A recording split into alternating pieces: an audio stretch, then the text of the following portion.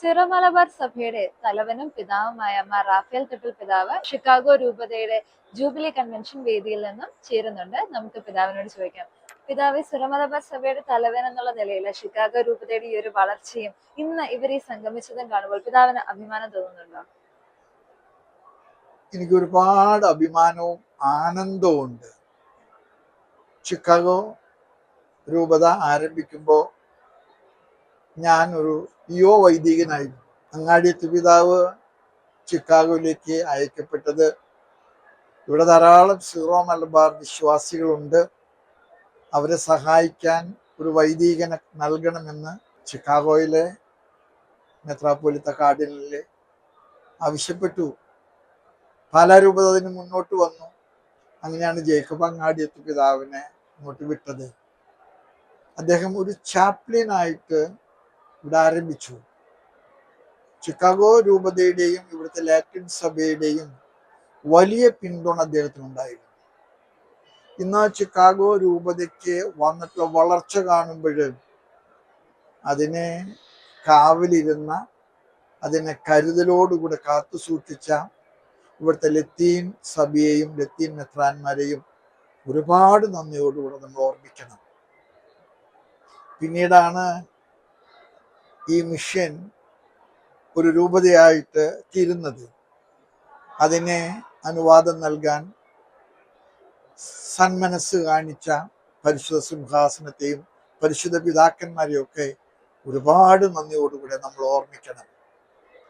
അങ്ങേ ആദ്യത്തെ പിതാവ് ഒറ്റയ്ക്ക് ആരംഭിച്ച ഒരു ശുശ്രൂഷ ഇന്ന് അമേരിക്ക മുഴുവൻ വ്യാപിച്ചു. നമ്മുടെ ആളുകളുള്ള എല്ലാ സ്ഥലത്തും പള്ളികളായി. നമുക്ക് ധാരാളം വൈദികരെ നാട്ടിൽ നിന്ന് സഹായിച്ചു. നമുക്ക് സന്തോഷമുണ്ട്. ഇപ്പോൾ നമുക്ക് ഇവിടുത്തെ തന്നെ ജനിച്ചു വളർന്ന പിള്ളേരെ ദൈവവിളികൾ സ്വീകരിച്ച് വൈദികരാകാൻ പരിശീലനത്തിലാണ്.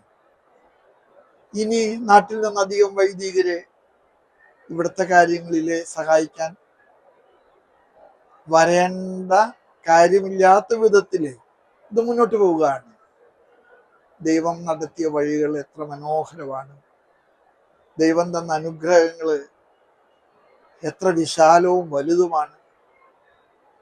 ഞാന് നന്ദി പറയുമ്പോൾ എൻ്റെ ഹൃദയത്തിലെ വികാരങ്ങൾ വാക്കുകൾ കൊണ്ട് എനിക്ക് പ്രകടിപ്പിക്കാൻ കഴിയാത്ത വിധത്തിൽ എത്രയേറെ വലുതാണ്. ഒരുപക്ഷെ ചിക്കാഗോ രൂപത ആരംഭിക്കാൻ ദൈവത്തിൻ്റെ കൈകൾ ആദ്യം ഉപകരണമായിട്ടുള്ള ജേക്കബ് അങ്ങാടിയത്ത് പിതാവിനോട് ഞാൻ പലപ്പോഴും സംസാരിച്ചിട്ടുണ്ട്. അദ്ദേഹം ഈ രൂപതയെ പ്രസവിക്കുന്നതിൽ അനുഭവിച്ചിട്ടുള്ള ഈറ്റുനോവ്, പൗലോസ് അപ്പോസ്തലൻ പറയുന്നത് പോലെയുള്ള ഒരു ഈറ്റുനോവാണ്. ഇന്ന് ഈ രൂപത വലുതാകുമ്പോൾ നമ്മളെല്ലാവരും സന്തോഷിക്കുന്നുണ്ട്. പക്ഷേ നേതൃത്വം കൊടുക്കാൻ ദൈവത്തിന്റെ കരങ്ങൾ ഉപകരണമായിട്ടുള്ള അങ്ങാടിത്ത് പിതാവിനെ നമുക്ക് ഒരിക്കലും മറക്കാൻ പറ്റുകയില്ല. അദ്ദേഹത്തിന്റെ കണ്ണുനീരും കഷ്ടപ്പാടുകളും, പിന്നീട് അദ്ദേഹത്തിനോട് ചേർന്ന് വൈദികർ നടത്തിയ പോരാട്ടം. ഇന്ന് നമ്മുടെ രൂപതയ്ക്ക് നമ്മുടേതായിട്ടുള്ള ചെറുപ്പക്കാരും സെമിനാരിക്കാരും വൈദികരും ഉണ്ട്.